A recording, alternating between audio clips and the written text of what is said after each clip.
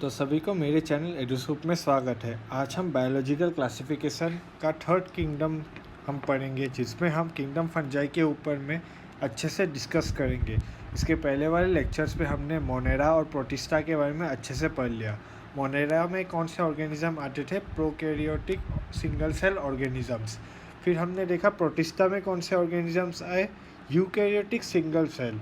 तो हम प्रोकैरियोट से यूकैरियोट्स तक आ गए। अब तो किंगडम फंजाई में कौन से ऑर्गेनिजम्स आते हैं? ये भी यूकैरियोट्स ही होते हैं। तो ये यूकैरियोट्स ही होते हैं, लेकिन ये मल्टीसेलुलर्स होते हैं। एक एक्सेप्शन है ईस्ट। ईस्ट तो आप जानते ही होंगे, बहुत फेमस एक माइक्रोब है। ये सिर्फ सिंगल सेल होता है, बाकी सभी फंजाई मल्टीसेलुलर होते हैं। इनमें सिर्फ हेट्रोट्रोप्स होते हैं। हेट्रोट्रोप्स मतलब जो दूसरों पर निर्भर करे अपने खाने के लिए, या तो सेप्रोफिटिक होंगे या पैरासाइटिक होंगे। इनका जो डाइवर्सिटी है बहुत ज़्यादा है, क्योंकि ये हर जगह पाए जाते हैं। इनको कॉस्मोपॉलिटन कहा जाता है, मतलब ये दुनिया के हर चीज़ों में पाए जाते हैं। ये बहुत तरीके के होते हैं, जैसे मोइस्ट ब्रेड से लेके ये अलग अलग सॉइल में भी पाए जाएंगे। तो ये अलग अलग तरीके के फंजाई होते हैं, जो कुछ हमारे लिए बेनिफिशियल भी होते हैं और कुछ हमें बहुत हार्म भी करते हैं, जैसे वो पैरासिटिक होते हैं।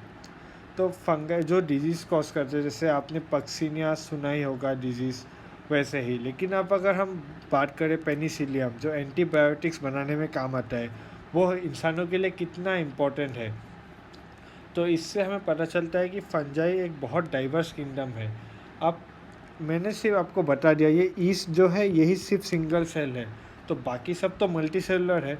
मल्टी सेलुलर जो होते हैं उनकी बॉडी बहुत लंबी बॉडी होती है, और ये थ्रेड लाइक स्ट्रक्चर होता है, धागा जैसा बन जाता है, थ्रेड लाइक स्ट्रक्चर। तो ऐसा एक बहुत सी बड़ा थ्रेड लाइक स्ट्रक्चर हो जाता है। इसी को हम क्या बोलते हैं? हाइफी। इसी स्ट्रक्चर को हम हाइफी बोलते हैं। अब ये हाइफी सिर्फ ऐसे नहीं, ऐसे कई जुड़ के बहुत बड़ा अगर नेटवर्क बना ले, इसके जो नेटवर्क को हम क्या बोलते हैं? हाइफी का नेटवर्क माइसीलियम।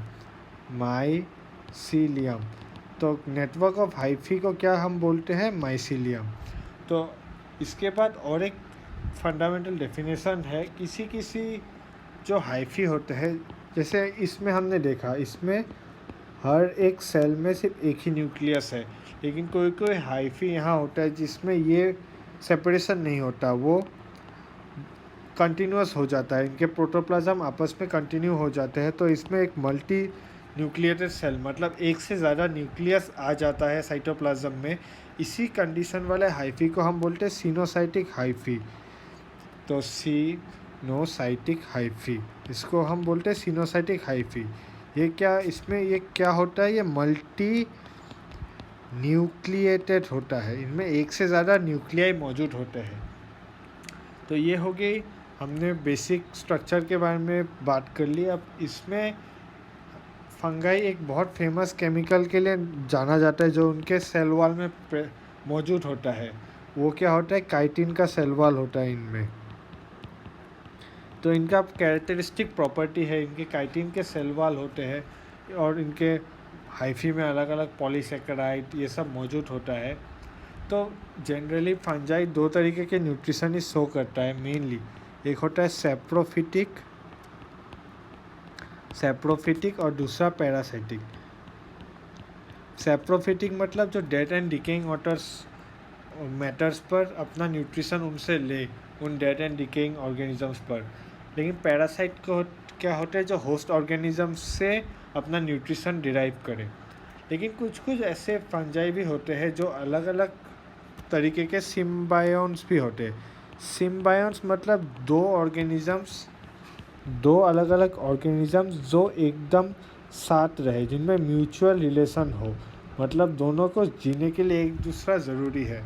जैसे ऐसे बहुत एक फेमस एग्जांपल है लाइकेन। लाइकेन में क्या होता है? Algae and fungi. एल्गी और फंजाई एक साथ लाइकेन बनाते हैं, तो फाइकोबायंट और माइकोबायंट इसको ही हम बोलते हैं। तो यहाँ एल्गी खाना बनाता है और फंगाई इसको इस एल्गी को अलग अलग न्यूट्रिशन जो होते हैं वो सॉइल से एब्जॉर्ब करके एल्गी को देता है। तो इसी तरीके के रिलेशनशिप को हम सिम्बायोटिक रिलेशनशिप भी कह सकते हैं। ये और एक एग्जांपल आता है माइकोराइज़ा। माइकोराइज़ा भी आपने सुना होगा, ये हायर प्लांट्स के रूट, जो बड़े बड़े पेड़ होते हैं इनके रूट्स और फंजाई के साथ होता है। फंजाई इन पौधों को अलग अलग तरीके के न्यूट्रिएंट्स एब्जॉर्ब करके देता है और ये हायर प्लांट्स इनको शेल्टर और खाना देते हैं। तो अब बात करते हैं फंजाई कैसे डिवाइड करते हैं। फंजाई, अब तो सबसे पहले एसेक्सुअली तो ये फ्रेगमेंटेशन, या वेजिटेटिवली ये फ्रेगमेंटेशन या बडिंग शो करेगा। तो वेजिटेटिव में ये फ्रेगमेंटेशन मतलब एक बड़े प्लांट्स, बड़े फंगाई का छोटे छोटे पीसेस में टूट जाना और एक वही पीस आगे चल के एक बड़ा नया फंजाई बनाना। और या बडिंग, बडिंग तो आप जानते होंगे, जैसे हाइड्रा में देखा, एक छोटे बड से एक नया ऑर्गेनिज्म फॉर्म हो जाता है। लेकिन अब एसेक्सुअल जो रिप्रोडक्शन है वो स्पोर्स से करते हैं। स्पोर्स, अलग अलग तरीके के स्पोर बनाते हैं। इनमें 3 आते हैं, या तो कोनिडिया, स्पोरेंजियोस्पोर, स्पोरेंजियोस्पोर, और एक होता है जूस्पोर। सेक्सुअल रिप्रोडक्शन के लिए भी जो स्पोर्स आते हैं उनका भी ये नाम होते हैं, जैसे ऊस्पोर, फिर एस्कोस्पोर और बेसिडियोस्पोर। एस्कोस्पोर एस्कोमाइसेटिस में पाए जाएंगे और बेसिडियोस्पोर बेसिडियोमाइसेटिस में पाए जाएंगे। तो ये तो हो गई स्पोर्स या रिप्रोडक्शन की बात। यही जो स्ट्रक्चर होते हैं ऊस्पोर, एस्कोस्पोर, बेसिडियोस्पोर, या अलग अलग स्पोर्स जो होते हैं ये एक स्ट्रक्चर में बनते हैं। उस स्ट्रक्चर को हम फ्रूटिंग बॉडीज़ बोलते हैं। तो अब हम इस चीज़ पे बात करते हैं कि सेक्सुअल साइकिल जो फंगाई का होता है उनमें 3 कैरेक्टरिस्टिक स्टेप्स आते हैं। अगर आप सेक्सुअल साइकिल की बात करें तो 3 स्टेप्स आते हैं। पहला स्टेप प्लास्मोगेमी, फिर सेकंड स्टेप जो होता है उसको कैरियोगेमी बोलते हैं, कैरियोगेमी, और थर्ड स्टेप जो होता है उसको हम मियोसिस बोल सकते हैं। तो प्लास्मोगेमी, कैरियोगेमी, मियोसिस। अब प्लास्मोगेमी जो होता है वो मतलब क्या हो गया, प्रोटोप्लाज्म से रिलेटेड टर्म है। तो प्रोटोप्लाज्म, 2 अलग अलग गैमिट्स का प्रोटोप्लाज्म का फ्यूज़न को हम प्लास्मोगेमी बोलते हैं। ये 2 अलग अलग गैमिट्स है, इनका प्रोटोप्लाज्म आपस में फ्यूज़ हो गया, तो इसी को प्लास्मोगेमी कहते हैं। Karyogamy, fusion of nucleus. ये जो न्यूक्लियस इसके अंदर है ये जब फ्यूज़ करना शुरू कर देंगे तो इसी को हम कैरियोगेमी कहेंगे। अब मियोसिस तो आपको पता है, एक जाइगोट से स्पोर्स का फॉर्मेशन मियोटिक डिवीज़न से। तो ये 3 स्टेप्स होते हैं एक फंजाई के रेगुलर सेक्सुअल साइकिल में। लेकिन अब इसमें भी एक स्पेशल केस आता है जिसको हम बोलते हैं डाइकैरियन। ये किन में पाया जाता है? डाइकैरियन फेस 2 एल्गी के ग्रुप्स में पाया जाता है,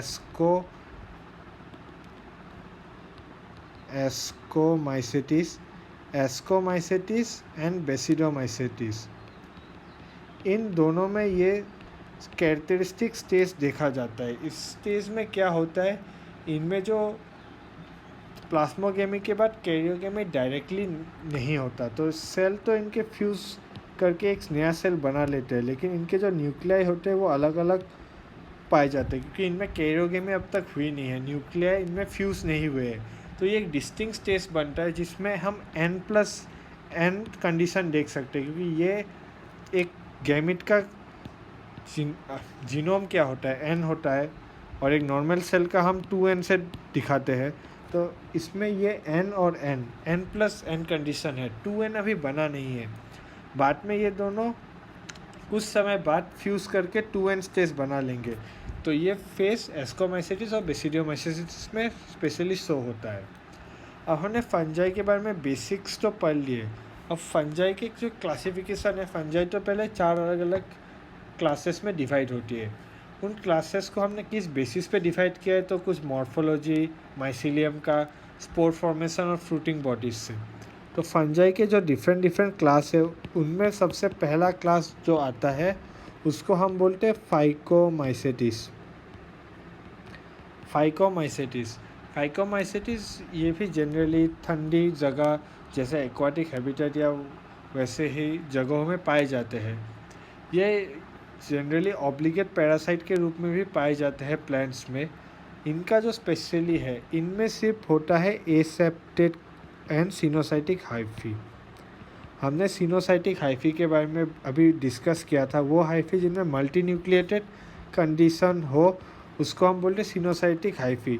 तो इसी क्लास में ये सिनोसाइटिक हाइफी पाया जाता है। इनमें एसेक्सुअल रिप्रोडक्शन के लिए कौन सा स्पोर पाया जाता है? 2 स्पोर पाए जाते हैं। जू स्पोर, जिनके बारे में अभी डिस्कस किया था, ये मोटाइल होते हैं, इनमें फ्लैजेला मौजूद होता है जिसकी वजह से ये मूवमेंट शो कर पाते हैं। या ए प्लेनोस्पोर जो होते हैं वो नॉन मोटाइल होते हैं। तो इन 2 अलग अलग तरीके के स्पोर्स से एसेक्सुअल रिप्रोडक्शन शो होता है। ये स्पोर्स जो है अंदर बनते हैं स्पोरेंजियम के, और हमें पता है 2 एक जैसे स्पोर्स एक साथ फ्यूज़ करके एक नया 2n बना देंगे। तो इसी को तो हमने डिस्कस किया था। अभी इनके जो गैमिट्स बोल सकते हैं वो या आइसो भी हो सकते हैं, एनाइसो या ऊगैमस। तो आइसोगैमस, एनाइसोगैमस और ऊगैमस, इन तीनों टर्म्स का पहले मतलब समझ लीजिए। आइसोगैमस मतलब आइडेंटिकल साइज एंड शेप के गैमिट्स। बोथ मेल और फीमेल गैमिट्स एकदम दिखने में और सब जगह से सेम होंगे, उनमें कोई ज़्यादा डिस्टिंक्शन होगा नहीं। तो ये एकदम सेम तरीके के गैमिट्स को हम आइसोगैमिट्स बोलते हैं। एनाइसोगैमिट्स में मतलब दोनों गैमिट्स अलग तरीके के, दोनों गैमिट्स कुछ अलग तरीके के, कोई डेफिनेट नहीं है कि मेल गैमिट अलग होगा कि फीमेल गैमिट। तो ऐसा ही 2 अलग अलग गैमिट्स जब हो तब वो एनाइसोगैमी। ऊगैमी मतलब वो जैसे ह्यूमन जैसा केस, जैसे फीमेल बड़ा और नॉन मोटाइल गैमिट होता है और मेल का छोटा और मोटाइल गैमिट होता है।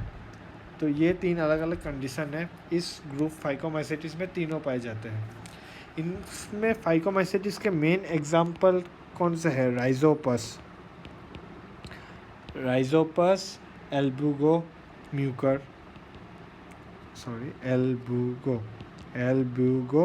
और म्यूकर। अब राइजोपस कहाँ पाए जाते हैं? ये आपके ब्रेड ख़राब हो जाती है तब जो कंडीशन आता है उसमें राइजोपस ग्रो करते हैं। एल्बुगो जो होता है पैरासाइटिक फंजाई है जो मेनली मस्टर्ड प्लांट को अफेक्ट करते हैं, उन पर इन लोग का अटैक होता है। तो ये हो गया पहला ग्रुप फाइकोमाइसेटिस के बारे में। जो सेकेंड ग्रुप है वो है एस्कोमाइसेटिस। एस्कोमाइसेटिस को हम सैक फंजाई भी बोलते हैं। तो इनको और क्या बोलते हैं? Sac fungi. ये आप नाम से याद रख सकते हैं। एस्को तो सैक से रिलेटेड ही नाम में ही आ जाता है, तो ऐसे याद रख सकते हैं। तो ये अभी हमने बोला सिर्फ ईस्ट जो था वो था सिंगल सेल, तो सिंगल सेल फंजाई। तो ये ही ईस्ट इस क्लास में आता है। ईस्ट कहाँ किस में बिलोंग करता है? एस्कोमाइसेटिस में। तो ईस्ट इसमें सिर्फ एक ही यूनिसेलुलर फंजाई है, बाकी एस्कोमाइसेटिस के सभी मेंबर्स मल्टीसेलुलर है। ये मोस्टली सेप्रोफाइटिक होते हैं, सेप्रोफाइटिक। और डिकम्पोजर्स इनमें बहुत आते हैं जो डेड एंड डिकेइंग मैटर को डिकम्पोज करते। और एक स्पेशल टर्म आता है कॉप्रोफिलस। कॉप्रोफिलस मतलब जो काउ डंक या डंक वगैरह पर ग्रो करें, उनको हम कॉप्रोफिलस बोलते हैं। अब हमने बता दिया था सिर्फ इस फाइकोमाइसेटिस का जो हाइफी होता है वही सिनोसाइटिक होता है। तो एस्कोमाइसेटिस का जो हाइफी होगा या बाकी सब का वो एसेप्टेड और सिनोसाइटिक नहीं होगा, वो क्या होगा? Branched and septate. तो इनका क्या होता है? Branched and septate hyphae. मतलब इनका पूरा ब्रांचिंग दिखेगी और सिंगल सेल स्ट्रक्चर होगा। कहाँ भी प्रोटोप्लाज्म कंटिन्यू एक मल्टीन्यूक्लिएटेड कंडीशन नहीं बनाएगा। तो एसेक्सुअल रिप्रोडक्शन इनमें किससे होता है? कोनिडिया। ये एसेक्सुअल स्पोर है जो हमने अभी देखा था, तो ये कोनिडियोफोर्स में बनता है। इनका माइसीलियम जो स्पेशल होता है उसको हम क्या बोलते हैं, कोनिडियोफोर। उनमें ये ग्रो करता है। और ये इसके बाद जो यहाँ सेक्सुअल लिख दिया था, ये एसेक्सुअल स्पोर है। अब सेक्सुअल जो क्या बोलते स्पोर है वो तो अभी पढ़ा था हमने, एस्कोस्पोर, यहाँ हमने देखा था एस्कोस्पोर। सेक्सुअल स्पोर क्या है इनका, एस्कोस्पोर। तो एस्कोस्पोर ये एंडोजिनसली बनता है। ये एंडोजिनसली बनने वाला स्पोर है जो किस में फॉर्म होता है, सैक लाइक एस्काई, एस्काई में फॉर्म होता है। और इनका जो फ्रूटिंग बॉडी है जिसमें पूरा स्ट्रक्चर होता है उसको हम क्या बोलते हैं, एस्कोकार्प। तो ये हो गया इसके बारे में कुछ बेसिक डेफिनेशन। अब इसके मेन एग्जांपल्स क्या आते हैं, एस्कोमाइसिटिस में बहुत एग्जांपल्स आते हैं। आप पेनिसिलियम बोल सकते हैं, इनमें एस्परजिलस आता है, क्लेविसेप्स, न्यूरोस्पोरा आता है। न्यूरोस्पोरा एक इम्पॉर्टेंट एग्जांपल है। न्यूरोस्पोरा को हम बायोकेमिकल एंड जेनेटिक वर्क्स में यूज़ करते हैं। तो ये आजकल के मॉडर्न जेनेटिक वर्क्स में बहुत यूज़ होने वाला एक फंजाई है।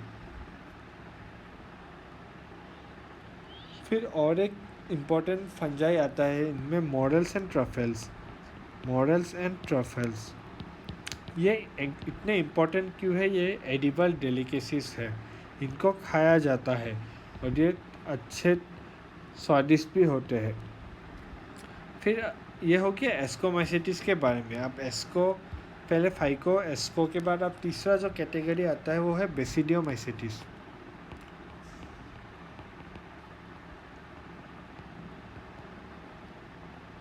तो बेसिडियोमाइसिटिस इनमें बहुत अलग अलग तरीके के फंजाई आते हैं, जैसे मशरूम, ब्रैकेट फंजाई और वो सब आते हैं। ये मेनली पैरासिटिक होते हैं और अलग अलग डिजीज जैसे रस्ट और स्मट, ये दो डिजीज़ को ये कॉज करते हैं। फिर इनका माइसीलियम भी सेम, बाकी सब का तो same, branched and septate mycelium है हाइफी। तो ब्रांच्ड एंड सेप्टेड माइसीलियम या हाइफी होता है इनके पास।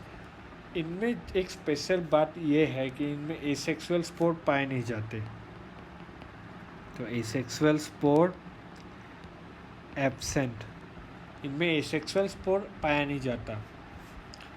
लेकिन इनमें वेजिटेटिव रिप्रोडक्शन होता है। कैसे, हमने बात की थी ना, फ्रेगमेंटेशन होता है, एक बड़े पार्ट से छोटा पार्ट टूट के एक नया ऑर्गेनिज्म का ग्रोथ कर देना। तो फ्रेगमेंटेशन इनमें पाया जाता है। इनमें सेक्स ऑर्गन्स भी नहीं पाए जाते। सेक्स ऑर्गन्स जो होते हैं वो भी इनमें नहीं होते।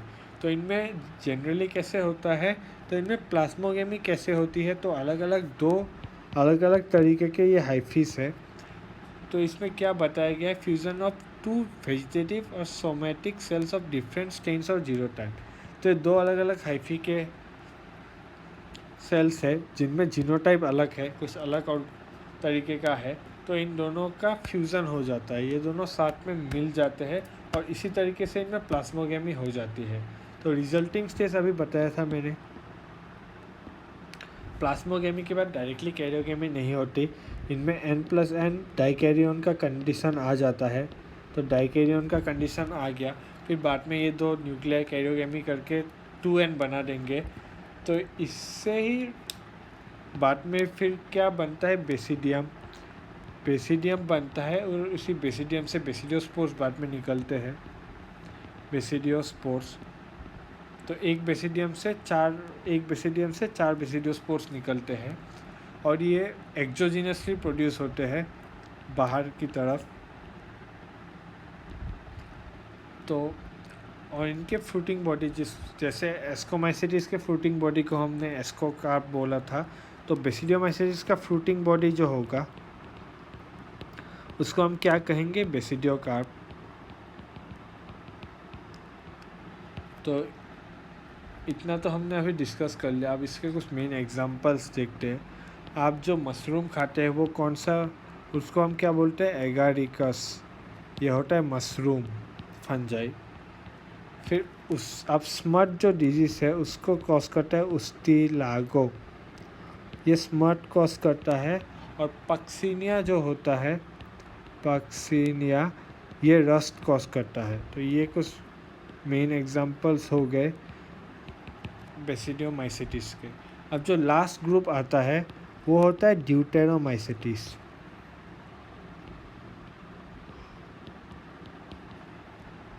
ड्यूटेरोमाइसिटिस का स्पेशलिटी क्या है, इनको हम स्पेसिफिकली इम्परफेक्ट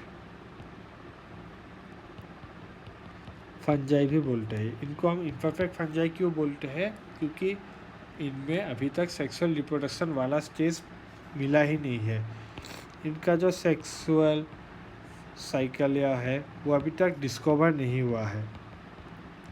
तो अभी अगर डिस्कवर नहीं हुआ है तो इसके बारे में ज़्यादा जानकारी नहीं है, तो इसकी वजह से इनको अलग एक क्लास बना दिया है ड्यूटेरोमाइसिटिस। लेकिन जब इनकी फर्दर स्टडी की जाती है तो हमें इनका सेक्सुअल साइकिल मिल जाता है और उसको फिर हम अलग से क्लासिफाई करके हम या तो उसको एस्कोमाइसिटिस या बेसिडियोमाइसिटिस में रखते हैं। इनका क्या होता है, ये ब्रांच्ड एंड सेप्टेड होते हैं। तो ब्रांच एंड सेप्टेड हाइफी है, इसलिए इनको हम सिर्फ एस्कोमाइसिटिस और बेसिडियो में ही रख सकते हैं, क्योंकि अनब्रांच वाले ही सिर्फ फाइकोमाइसिटिस में आते थे। तो इनका भी सेक्सुअल साइकिल हमें पता नहीं है। जब सेक्सुअल साइकिल पता चल जाता है तो उसी के अकॉर्डिंग हम इसको एस्कोमाइसिटिस या बेसिडियोमाइसिटिस में रख देते हैं। इनमें मेनली ड्यूटेरोमाइसिटिस में कैसे टाइप के ऑर्गेनिज्म आते हैं, मेनली इनमें डिकम्पोजर्स आते हैं। तो इनमें मेनली डिकम्पोजर्स वाले ऑर्गेनिज्म ज़्यादा होते हैं और इनमें जनरली हमें सेक्सुअल स्टेज नहीं पता। इनमें जनरली एसेक्सुअल कोनिडिया से ही होता है, एसेक्सुअल रिप्रोडक्शन इनमें कोनिडिया वाले स्पोर्स से ही होता है, कोनिडिया। तो इनमें मेनली कुछ एग्जांपल्स है, जैसे अल्टरनेरिया, कोलेकोट्राइकम,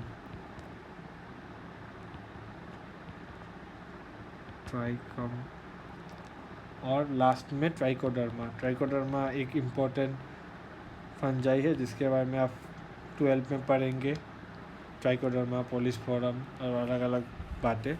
तो ये हो गया किंगडम फंजाई के बारे में। इसमें आज हमने क्या डिस्कस किया, फंजाई का बेसिक डेफिनेशन, जिनमें हमने बात किया यूकैरियोट्स, मल्टीसेलुलर और ईस्ट सिंगल सेल है और हेटेरोट्रोफ्स फिर न्यूट्रिशन शो करते हैं। फिर हमने हाइफी के बारे में बात की, माइसीलियम क्या होता है समझा, सिनोसाइटिक हाइफी कौन सा हाइफी होता है वो समझा। फिर फंगाई में काइटिन का सेल वॉल है वो पढ़ा। फिर सिम्बायोन्स क्या होते हैं उसका डेफिनेशन पढ़ा। फिर फंजाई में वेजिटेटिव रिप्रोडक्शन कैसे होता है, एसेक्सुअल कैसे होता है, सेक्सुअल क्या होता है, कौन से स्पोर्ट्स होते हैं, इनके बारे में बात की। फिर सेक्सुअल साइकिल में कौन से 3 स्टेजेस आते हैं उनके बारे में हमने डिस्कस किया। फिर डाइकेरियन कौन सा स्पेशल कंडीशन है उसको हमने बात की, जो एस्को और बेसिडियो में शो होता है। फिर हमने फंजाई की 4 क्लासेस के बारे में डिस्कस किया, फाइकोमाइसिटिस, एस्कोमाइसिटिस, बेसिडियोमाइसिटिस और ड्यूटेरोमाइसिटिस। तो आज की वीडियो में हम इतने तक ही पढ़ते हैं। तो आपको अगर वीडियो अच्छा लगे तो इसे लाइक करें, चैनल्स को सब्सक्राइब करें और हो सके तो जितना हो सके इस वीडियो को शेयर कीजिए। अगले क्लास में हम इसका लास्ट पार्ट, जिनमें छोटे छोटे डेफिनेशन है किंगडम प्लांटी और एनिमेलिया, फिर वायरस वायरॉइड्स के बारे में है, वो डिस्कस कर लेंगे। तो आज के लिए इतना ही। Thank you.